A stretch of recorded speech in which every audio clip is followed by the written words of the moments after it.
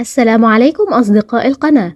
أقدم لكم موعد مباراة الأهلي وباتشوكا والقنوات الناقلة والمعلقين، وذلك ضمن منافسة نصف نهائي كأس انتركونتيننتال 2024.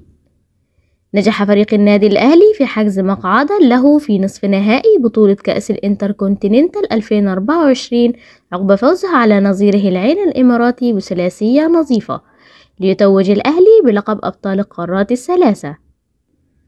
بينما نجح فريق باتشوكا في تحقيق الفوز على نظيره بوتافوجو البرازيلي بثلاثية نظيفة، ليتوج باتشوكا بلقب بطل الأمريكتين.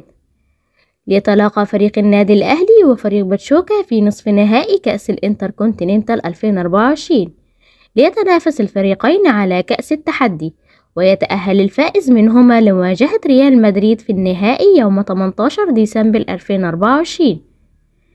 تقام مباراة نصف النهائي يوم السبت الموافق 14 ديسمبر 2024. تبدأ المباراة الساعة 7 مساء بتوقيت مصر والسودان وليبيا، وفي تمام الساعة 8 مساء بتوقيت السعودية وفلسطين، وفي تمام الساعة 9 مساء بتوقيت الإمارات وعمان، وفي تمام الساعة 6 مساء بتوقيت تونس والجزائر والمغرب.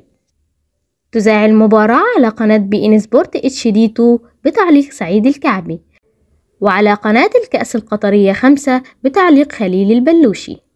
تمنياتنا للنادي الأهلي بالتوفيق، وما تنسوش تكتبولنا في التعليقات توقعاتكم لنتيجة المباراة.